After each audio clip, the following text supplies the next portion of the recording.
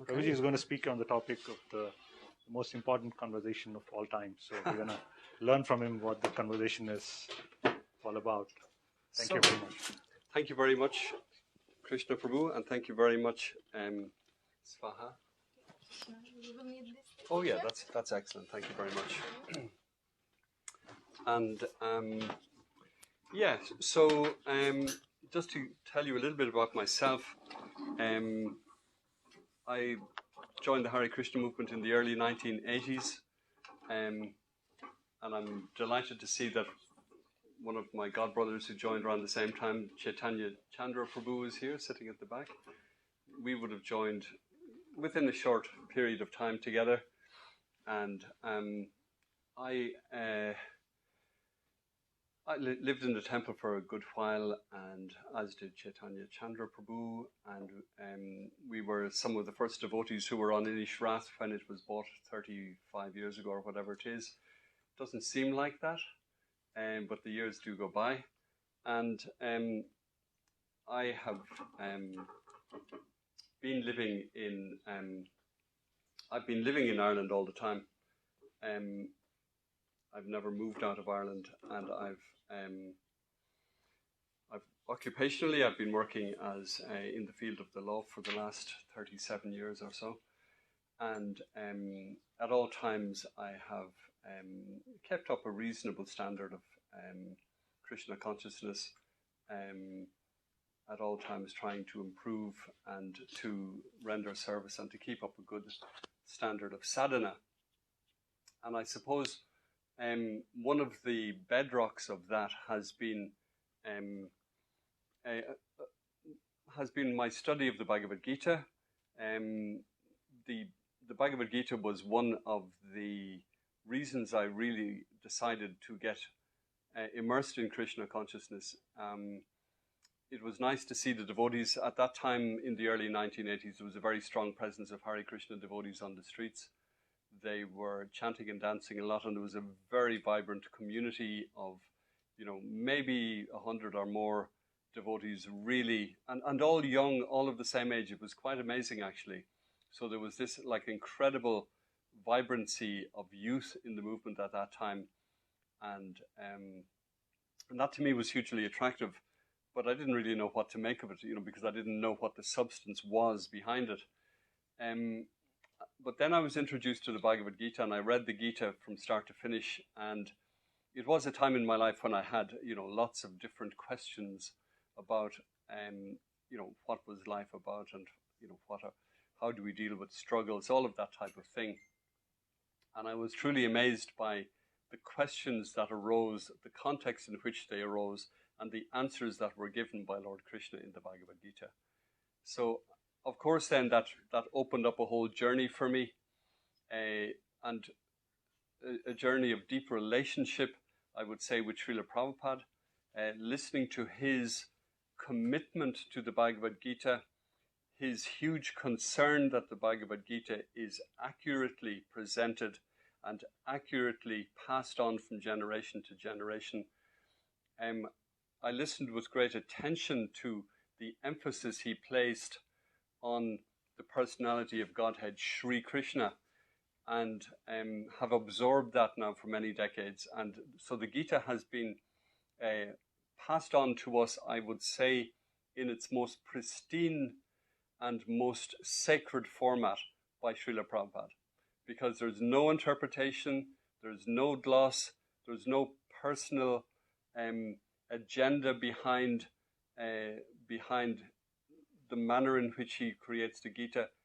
Srila Prabhupada is at all times making an exclusive presentation that Krishna, thank you very much, Prabhu, that Krishna is talking the Gita and is presenting it as the Supreme Person. So I've been looking a lot at chapter 2 of the Bhagavad Gita in the last couple of years, and I suppose the reason behind that is that every Saturday morning I attend the island, and a group of people come every week there's a different group, and they're all coming into the temple on Inishrath, and they have no exposure or knowledge or any clue of what is going on at a Hare Krishna temple. They're brought over by Tim, who runs a yoga retreat center, and they come in, and we've just, generally speaking, we will have done the whole morning program. The devotees who are there will have had Mangal Arati, we'll be chanting our rounds, and then we have the deity greeting when the deities are decorated in incredible splendor and beauty, as you know, for any of you who have visited there. And then we do Prabhupada Puja. And then all of a sudden this group of people walk in who are there for a yoga class, and they know nothing about what a Hare Krishna temple is. So it is an immediate experience of complete culture shock.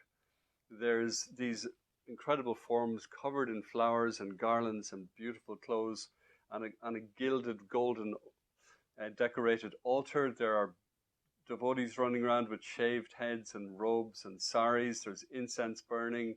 There's worship going on to a statue of a spiritual figure. And so it has fallen to me every week to try and settle the people down and explain to them what is going on, which isn't an easy job, but I've really worked on it in the last few years. And where I start always is with the Bhagavad Gita. And what I say to them is, look, our whole tradition is stemming from a book and stemming from a conversation, in fact. It's coming from a conversation. And I get it, and now all of you will know what that conversation is to some greater or lesser degree. Some of you will know better than I the substance of the conversation, the depth of the conversation, and the conclusions of the conversation.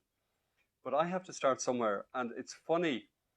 I can tell you a funny story that happened to me just yesterday, actually, because I was traveling from England. I was at a conference in England for the last 3 days, which I attend every year in Oxford University, which deals with the question of animal ethics, which is a conference where scholars come from all over the world to discuss what it is we do to animals in the world. And as you know, we do an awful lot of terrible things to animals. The statistics of the number of animals that are killed is just mind-blowing. It's in the billions. And in fact, in Britain alone, they experiment, and this is not killing for food, but they experiment on 15.3 million animals in Britain every year for scientific research. I mean, staggering stuff. But anyway, I was coming back from England, and I took the boat and the train because I didn't want to be using up carbon. And of course, traveling by train is great. You can read. And one of the projects I wanted to do when I was on the train, in fact, the most important project yesterday evening coming back, was to prepare for my lecture today. And when I got on the train, it was a packed train from Dublin to Sligo. I'd come from the ferry. And whilst I had a ticket booked, I didn't have a seat booked. And I sat into a seat thinking, I'm going to have to take my chance on this and see what happens. And I sat down and I had my Bhagavad Gita and I had this notebook and I had a pen. And then a young man sat in beside me who I'd say was in his early 20s. And he said, have you booked a seat? I said, I haven't. And he said, well, either have I. And I said, look, sit in beside me. We'll see what happens. So I was reading my book and he said, what are you reading? And I said, well, and I didn't really want to get into a conversation because I wanted to do some work in preparation for today. I said, it's a spiritual book. And he said, what's it all about? So when somebody comes and asks you about the Bhagavad Gita, you can't kind of say, well, I'm too busy to talk to you. So I said, it's a spiritual book. I said, it was written down 5,000 years ago. And he said, and what's that funny looking language? Because he was looking at he could see the Sanskrit. So I knew that this guy was genuine and wanted to know what this was all about. So what am I to do? So I said to him, look, this is probably the greatest conversation that has ever taken place. And he kind of looks at me in disbelief. And I said, what's happening here is that this is a spiritual dialogue, but it doesn't take place in a situation or circumstance that you would expect a spiritual dialogue to take place. I said, you would expect a spiritual dialogue to take place on the side of a mountain like the Himalayas, or on a sacred river, or in a forest. But I said, dialogue took place in the most horrific of circumstances. And he was kind of saying, really? I mean, what do you mean? And I said, this dialogue took place on a battlefield in which there was about to take place some of the greatest carnage. I said, this was the equivalent of the War of the Worlds at the time. So he was completely interested, and a whole flood of questions he started asking. And I said, well, look, you would expect, because I said he was speaking, I explained that the leader of the army was, all of a sudden, had a complete crisis of identity. He had a meltdown. He completely crashed. He didn't know what to do. And I said that wasn't very inspiring for his army to see that he was about to just, fold up. And I said he had the advantage, though, that he had the most significant spiritual personality imaginable by his side in his chariot, Krishna, who people like me call God. And he was kind of amazed at this. And I said, you would expect that when this man was objecting to fighting and was pointing out a myriad of reasons why he shouldn't fight, that you would expect, it being a spiritual dialogue, that Krishna would say, you're dead right, we should fold up here and not fight. And he was kind of saying, yeah, that's what I would expect. And I said, well, that's not what happened. And he looks at me in disbelief. And at that point, 2 women walked up the aisle of the train and said, you're sitting in our seats. So we had to then get out of the seats, and we couldn't sit together. I had to move up the carriage. The only seat that was available to me there was 2 girls, I'd say in their 20s, who were drinking champagne with a guy who was drinking beer. and the young man had to get into another seat. So the conversation ended, and I had to, which was kind of good for me in some respects, because I could get my work done in preparation for today. But after a while, the train did empty out a bit, and then the young man came up to me again. And we continued the conversation. And he took a photograph of the cover of Bhagavad Gita and said that he was going to get the book. So, I mean, that was a beautiful little encounter I had. And it shows the best and the worst of traveling in public. Amazing things can happen, that you can have chance encounters with people and you can actually end up preaching to somebody. The downside is you can end up beside a bunch of drunkards. But, you take the rough with the smooth. So, what I wanted to talk about in chapter 2. Chapter 2 is an amazing chapter, and I just wanted to go to the very last paragraph of the last purport of the last verse, where Srila Prabhupada says, he says, Srila Bhaktivinoda Thakur, and you all know who Srila Bhaktivinoda Thakur is. He is the father of Srila Prabhupada's spiritual master, Srila Bhaktisiddhanta Sarasvati. And he says, Srila Bhaktivinoda Thakur has summarized the 2nd chapter of the Bhagavad Gita as being the context for the whole text. In the Bhagavad Gita, the subject matters are Karma Yoga, Jnana Yoga, and Bhakti Yoga. And in the 2nd chapter, Karma Yoga and Jnana Yoga have been clearly discussed, and a glimpse of Bhakti Yoga has been given as the contents for the complete text. So, in a sense, it's all here in the 2nd chapter. And it contains, literally dozens of really iconic verses, which all of us would know. And, a lot of our kind of engagement with the 2nd chapter, or with the Gita in total actually, is kind of superficial in many ways, because we hear, really catchy little verses, and we say, oh, that's really cool, that's a great, and very often we look at the verses in isolation of what their context is. And just to give you an example of, say, just to take a verse which would be something that would be very attractive to us. And I'll just be coming to this in more detail. How much time do I get as a matter of interest? 45 minutes, okay. For example, we all know this verse. In this endeavor, there is no loss or diminution, and a little advancement on this path can protect us from the most dangerous type of fear. We all know that verse. We go, oh, that's great. It's so reassuring. It's a lovely, fluffy verse, that a little advancement And then the next verse is, those who are on this path are resolute in purpose, and their aim is one, and the intelligence of those who are irresolute is many branched. These are all great verses which we all kind of identify with. We all know them. And then we come to other verses in the same chapter. For example, perform your duty equipoised, O Arjuna, abandoning all attachment to success or failure. Such equanimity is called yoga.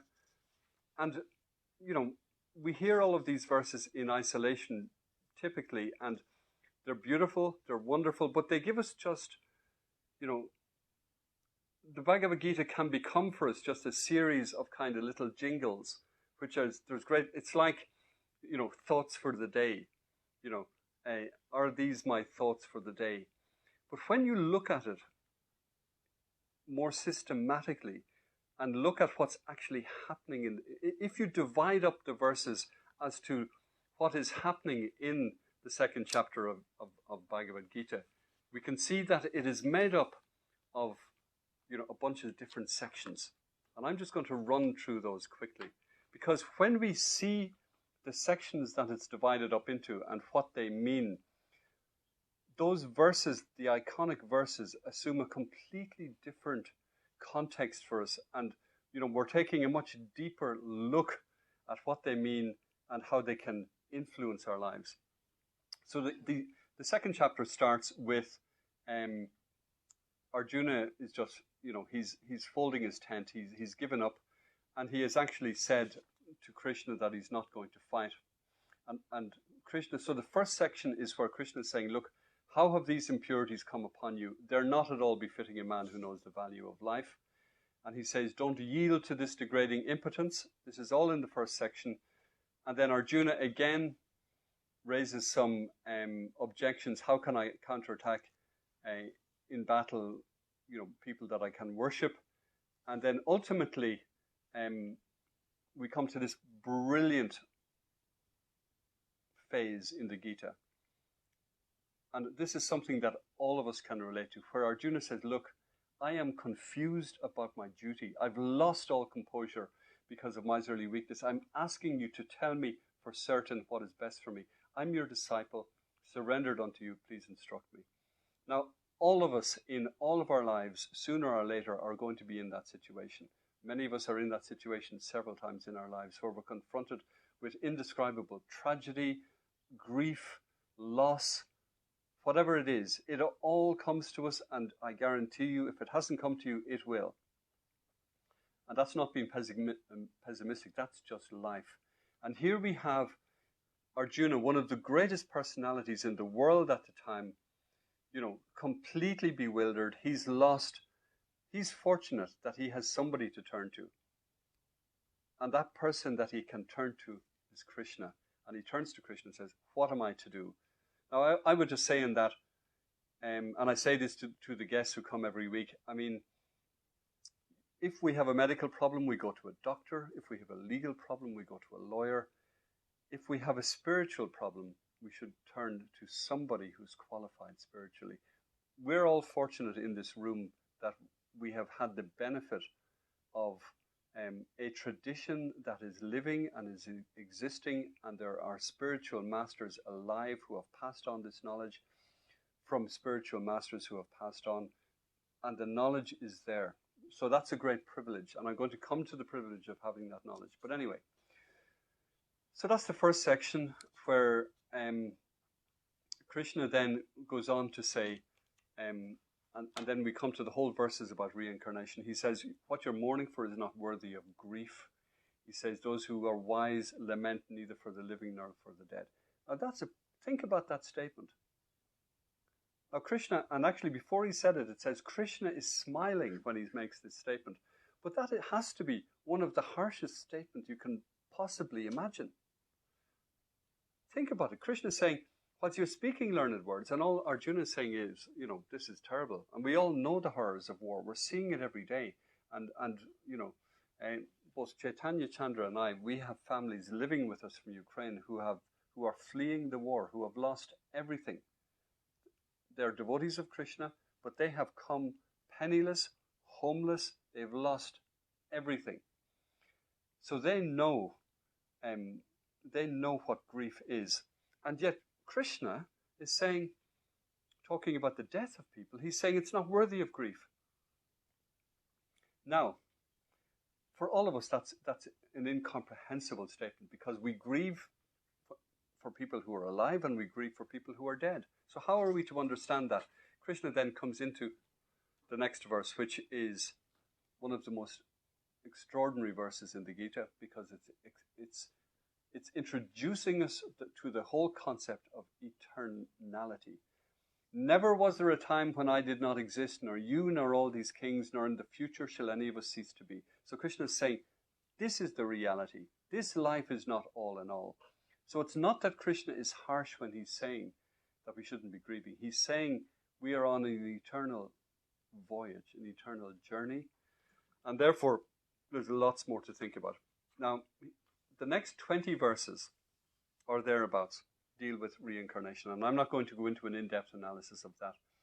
But I have to say, these 20 verses are probably the most in-depth analysis of the concept of reincarnation that you will find anywhere. And and that's why we shouldn't think light of these verses, as the embodied soul continually passes in its body from childhood, and I always say childhood rather than boyhood, to youth, to old age, the soul similarly passes into another body at death. A sober person is not bewildered by such a change. These verses are not something trite or trivial or whimsical. These are the most profound truths on the concept of reincarnation. So I'm just going to skip on, because I'd invite you all, if anybody asks you about reincarnation and you want to look at that concept, look at these 20 verses, look at Srila Prabhupada's purports, because there is a deep, deep analysis there. And then it goes on to the next section, which is, and this is a very interesting section, which runs for 5 or 6 verses or something like that, which is where Krishna is looking at Arjuna personally. And this is the great wonder of there being a spiritual master and disciple relationship, where the spiritual master looks at the disciple, and he looks at Arjuna and Arjuna's situation, and he says, look, Arjuna, you're a warrior. Your duty as a warrior is to fight. And therefore, if you don't fight, you are going to be called a coward. And he says, what is worse for a warrior? Dishonor and being called a coward is worse than death itself. So here, in this little section, we have the personal treatment of a spiritual master, looking at the personal circumstances of the disciple, and being, as the word guru means, heavy. He's being really heavy with him. But he's saying, this is your dharma, so don't chicken out of this. You have to go for it. So that's the next section. And again, for anybody who's looking at, the importance of the spiritual master-disciple relationship, in those few verses, it's all there in a microcosm. And Arjuna, and what's interesting about it is Arjuna fully accepts that. When he hears the wisdom of Krishna saying to him that he has to fight, he says, now I'm a disciple surrendered unto you. Okay. Moving on to the next section, and the next section then is a very interesting section. It's dealing with the concept of karma yoga. And it starts off where Krishna is saying, I've described to you about reincarnation and dharma, and now I want to explain it to you in terms of working in a selfless way. And there's a whole bunch of verses now, there's about 15 verses, dealing with, but they can be summarized in the 4 words here. And this is where it gets hard, and this is hard for all of us. For every one of us living in the world, this is the really tough stuff. Because Krishna is talking about, and these are the words, working without fruit of results. 4 words. Working without fruit of results. Now, who of us can understand that? Everything we do. I work in a job. Why do I work in a job? So that I get paid. So that I can look after my family. Why do all of you work? You work because you need to get your salary, you need to get the reward, and you need to look after your families and take care of them. And what's Krishna saying here? Krishna is saying, and this verse, I mean, we have the lovely verses about, in this endeavor there's no loss or diminution and a little advancement. That's fine. And those who are on this path are resolute in purpose, but that's fine. But then Krishna then says, listen to this. You have a right to perform your prescribed duty. So you have a right to work. You have a right to work. So it's like if you're talking to your trades union man in your job, he'll say, you have a right to work.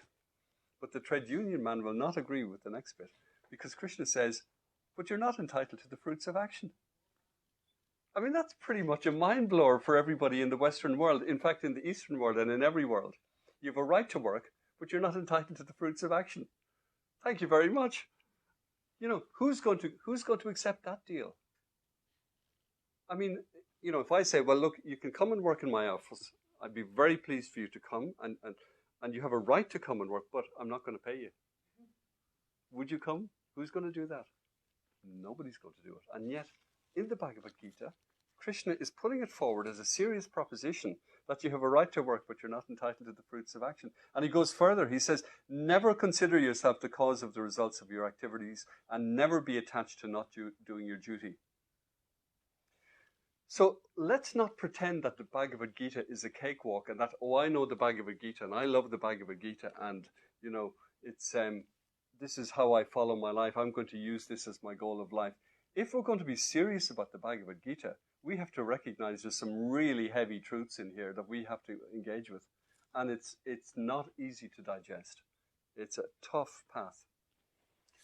So, he goes on to say, now then Krishna goes on to say, and this is where it gets interesting. He says, keep all abominable activities far distant by devotional service. So he's saying, engage in service to Krishna, engage in service to me, and by doing so you will keep abominable activities far distant. And that's good to know. Krishna goes on in a whole series of verses then talking about the results, because what he's saying that if you do your work but you're not attached to the results, what Krishna is actually saying to us is, if we take that leap of faith, and place our faith in Krishna, that he will look after us, and if we perform our work as a service to Krishna, we will be taken care of. So that's really what he's talking about there when he's saying, you know, you have a right to work, but you're not entitled to the fruits. You will get fruits, but you can't predict what they will be, but they will be whatever they will be. And the big part of this is that you have to surrender to that and accept what you get. Then there's, you know, even though I'm breaking it into segments, these verses jump out at you, the wonder of them. When your intelligence has passed out of the dense forest of delusion, you become indifferent to all that has been heard. Krishna is saying that when you have surrendered and you give your life to Krishna and to Krishna consciousness and practice spiritual life, that you will pass out of the dense forest of delusion. Now, it doesn't mean you have to give up your job. It doesn't mean you have to give up your family. But it means that you have to focus on, you have to introduce into your life a spiritual dimension, and to recognize that the whole purpose behind your family life, the whole purpose behind your work, is to dovetail that with Krishna. The next section, and I know we're running out of time, and I don't want you all to get bored or fall asleep. The next section that Arjuna then asks a question: how can you recognize somebody? How can you recognize somebody who is engaged in spiritual consciousness, or whose consciousness has merged in transcendence? How does he speak? What's his language? How does he walk? And Krishna answers all of that. He answers it in the positive and in the negative. He says, you'll recognize a person positively who's engaged in spiritual life by the fact that they do not engage in what? Sense gratification. Now, what is sense gratification? Sense gratification obviously is, the things that Srila Prabhupada tells us not to do, not to engage in intoxication, meat eating, gambling, and illicit sexual connections. But it's more than that. Sense gratification is also, craving for honor, craving for respectability, craving for position. There's subtle sense gratification that exists as well. And the spiritual person can be identified. The example is given of the tortoise, who can withdraw its limbs from its shell. In other words, it's able to pull its senses in and not. And that's, this is how a person is recognized following the spiritual path. And then we have the great verses that, and this is interesting. And this is a verse you all know, that the embodied soul may be restricted from sense enjoyment, but the taste for sense object remains, but ceasing such engagements by experiencing a higher taste. So what Krishna is saying is, you can try all you like to control your senses by restriction. But, and he gives all the examples here of Durvasa Muni and other great sages who fell down, just because they were trying to engage purely in sense restriction. What Srila Prabhupada and what Krishna is saying here is, you have to supplant, you have to replace your engagement by a higher taste. And the higher taste is engaging in spiritual activities. And it goes on to say, and it's quite interesting to say, that, and I just want to get the verse, that says that,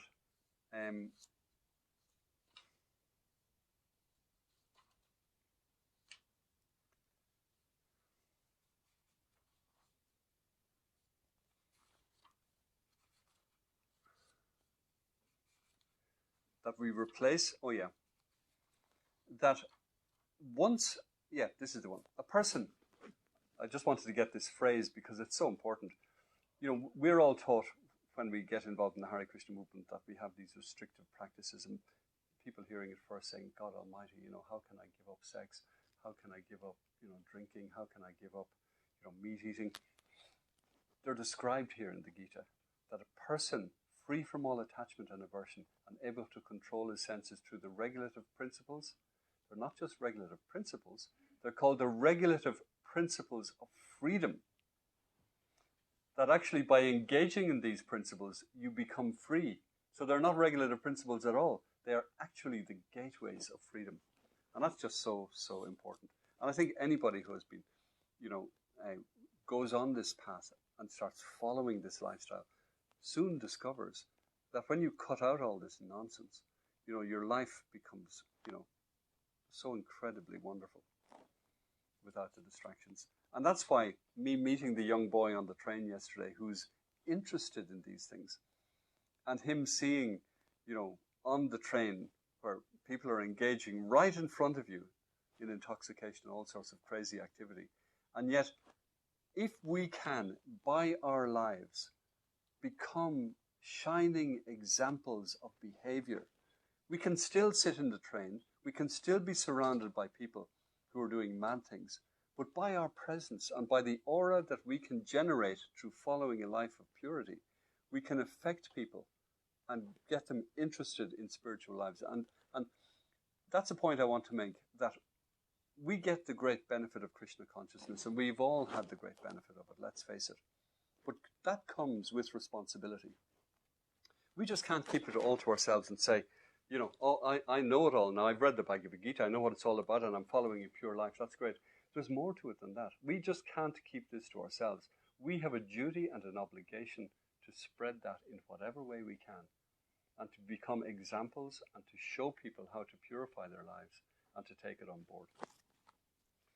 Now, so we then, in terms of illustrating the spiritual life, Krishna describes it in the negative terms, which I'm not going to get into, but he talks about, these verses again, which we're completely familiar with. From anger, delusion arises delusion, bewilderment of memory. When memory is bewildered, intelligence is lost, and we fall down again into the material pool. We don't want to focus on that. We want to focus on practicing the regulative principles of freedom, and we want to focus on establishing the higher taste and developing that taste more and more. And that taste is so blissful. I mean, hearing the beautiful kirtans from you people today, I mean, how can you not like that? And seeing this little girl singing, keeping in tune so perfectly, it's so inspirational. And this is the higher taste. These are just little, samples of the higher taste that we can cultivate in our lives. So the chapter ends by Krishna saying, by giving up the desires for sense gratification and living free from desires and a sense of proprietorship. So he's hinting here at Bhakti Yoga.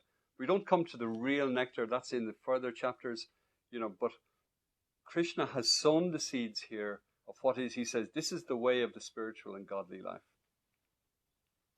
So I want to end it there, and just before I end it though, I do want to just introduce and speak just for a moment about what I was speaking of.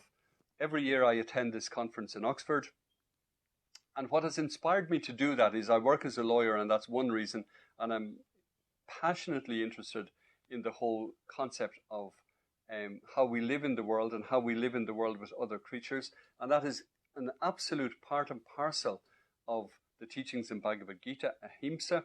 I could find you 25 to 30 verses where Krishna is speaking about that in order to advance in spiritual life, we have to treat all beings equally. And that was a thing that really interested me earlier in my life. And I was living in the countryside with my wife, and we bought a farm, and we became extremely troubled by, we were surrounded, if you own a farm in the countryside, you're surrounded by all the other farms.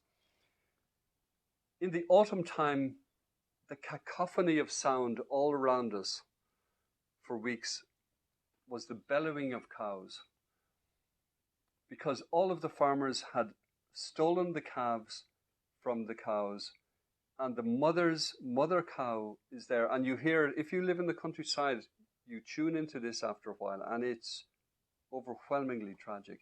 You're hearing all night long the sound of cows lowing, mooing, having lost their babies. And in the springtime, we'd be watching the baby lambs having been born, and they're there rolling around and playing together, and we used to take films and thinking how beautiful it was this, until then a certain day would come at the end of April and May, and they're gone. The mothers are all there. And I started to investigate this, and then I would see the days when the farmers would come in and they'd separate, and it's just horrendous to see it. So we thought to ourselves, we cannot live in the country anymore. This is just too brutal. It is too horrendous. And and we started feeling nothing but bad feelings for all our neighbors. We really started feeling this is like hell. And then we thought about it, and we thought, what can we do?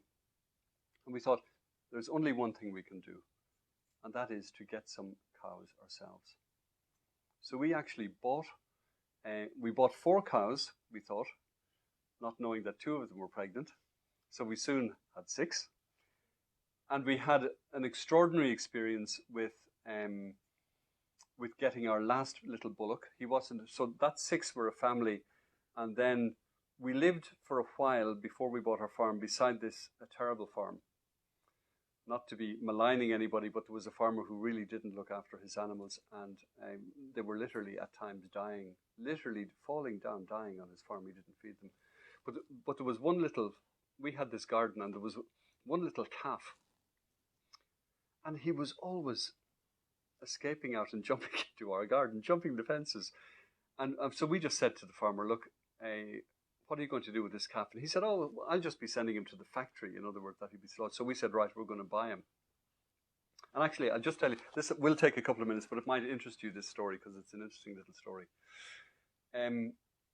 We had said to the guy, we'd buy this little calf. And the farmer then said to us, well, he said, look, you can't have him yet because, and this tells you what farming is all about in Ireland. He said, you have to wait 2 months because I will get payments from the government if I keep him for 2 months. So once I get the payments, you can have him.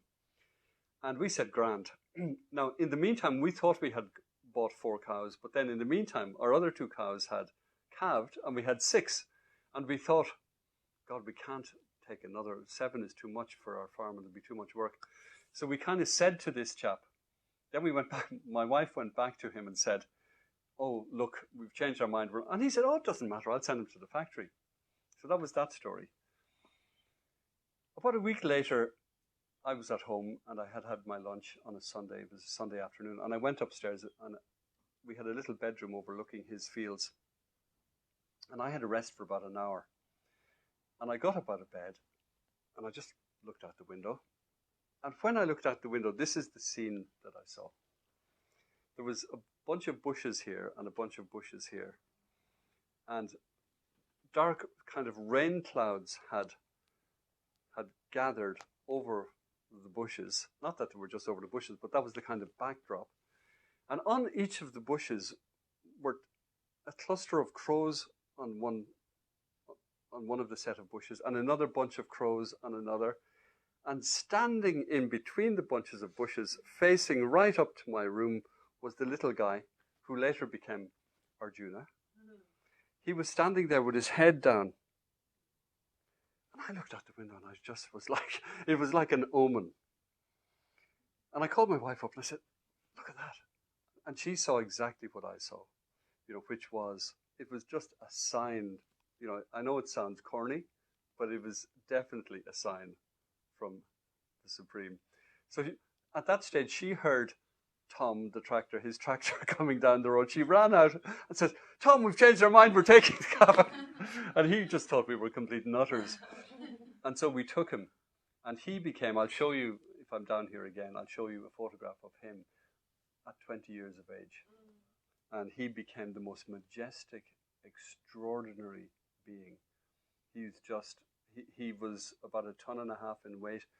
And he was like just the most beautiful creature. So we then had those cows. We looked after them for 20 years. It certainly healed us in terms of the stress and the anxiety and the bad feelings we had towards our neighbors, because we were able to engage with these animals. I mean, it wasn't that we looked after them. They looked after us. That was the reality of it. They shaped our life for an entire 20 years. Our whole lives revolved around them. We were able to bring in neighboring farmers to help us when we needed help. They actually understood because it came to a stage that when our cows, were in their late teens and that, all the farmers, they had never seen mature animals. No farmers in Ireland have ever seen cows which have lived their full lives, because they all get killed. All the beef cattle get killed at a maximum of 5 years. A dairy cow will be lucky if she reaches 10. Here were our cows, 20 plus years, and farmers used to come and marvel at them because they had never seen mature animals. So anyway, one by one, we looked after them all. None of them ever left our farm, ever, except on one occasion, but I won't go into that. That was a veterinary thing, which is a long story, and we haven't time for that today, but I can come back to you and tell you these stories some other time. But one by one, they died. We, contrary to what Krishna is telling us in the Bhagavad Gita, suffered terrible grief. Losing our cows as they all died one by one was really, really, we were grief-stricken.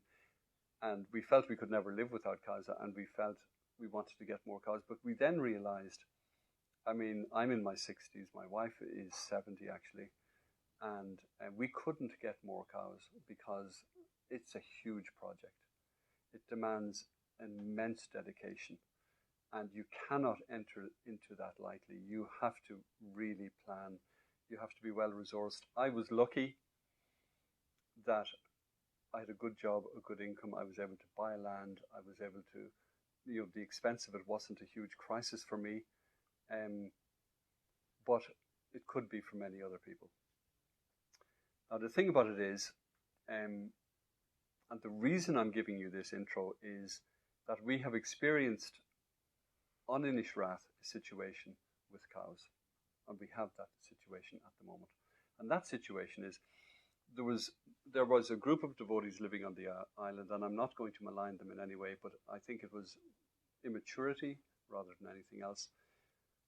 But they decided to buy some cows some years ago when they were living there. And they came to me and asked my advice.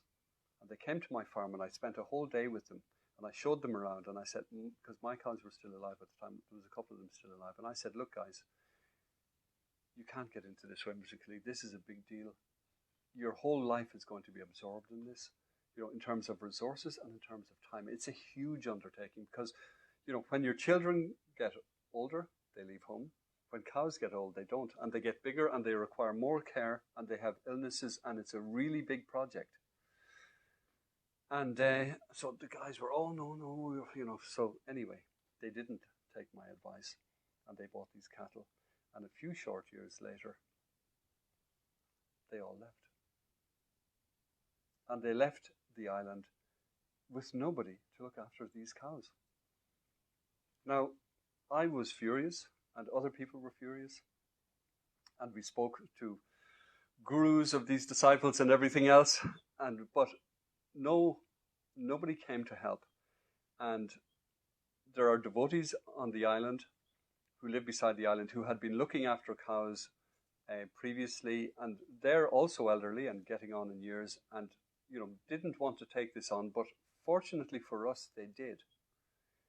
And they took it on and have managed the cows and have looked after them, and they've been looked after to a good standard, but they are no longer able to do it. So then we came to a crunch situation where there was talk that these cows would have to move to England. There are devotees in England and who have a big farm. Now,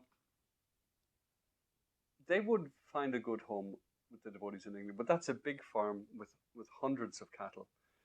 The personal treatment they get on Inishrath is outstanding because they're a small little family, and I know this from a small family, but I could really talk about this for a long time, because when you have a small family of cows, they're inseparable. They spend all of their time together, and you realize the persons, and you realize the hierarchy and who has to eat with whom and everything else. And once you get in on that and understand their personalities, you realize that these cows, and I call them people, are as sophisticated, if not more sophisticated than us in many ways. So I felt it was a real tragedy that the cows would have to go to England, but that was the way it was going to be because we had no resources and nobody to look after them. And the day came when they were to be collected, and farmers came to take them away. And I think you were there, Gary. Farmers came to put them on trucks and to bring them over to England and to have them shipped over to England. And there was a bunch of devotees there to help that the cows would be moved. And they spent, I think it was 5 hours? 5 hours. The trucks were there, and 5 hours were spent. And it became clear as the afternoon wore on that there was another force at play here. That Krishna did not want these cows to go, and the cows, being manifestations of Krishna, did not want to leave. And I heard it was quite funny because at the end of it all, the two farmers who were going to be handsomely paid for this task of bringing the cattle to England went into the truck and said, we'll sort this out. And they went to get electric cattle prods to and a female devotee, who's a very strong lady, said to him, you put that back or I'll give you the treatment with the cattle prod. And what happened was, the farmers went off in fury. The cows turned their back and went back to eating grass and said, we're not leaving. And so they have asserted themselves. And I think Krishna has asserted his will that these cows are going nowhere. And it resulted in a mind change of the community on Geglim and Inishrath, that they realized cows are not something trivial or whimsical. These are not beings that we can just, one day I want them, one day I'm... They have made it clear that they have to be looked after. So we're going to do that. There is now a resolve in the community that we are going to do whatever it takes to save these cows and to treat them as our children, as our friends, as our companions. Gary, in fairness to him, has taken a leading role in this.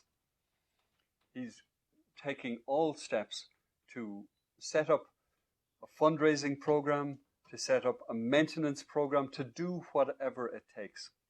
So the reason I'm telling you all of this is, in this country, we kill 1.5, in fact, it's almost 2 million. Because of the increase in the dairy herd, we kill almost 2 million bovine animals every year. No cattle are protected. The concept of protecting cattle in this country is alien. I was the only person doing it with my wife, or I should say my wife was the only person doing it with me and the devotees before that. That is the only history of cow protection that this country has ever had.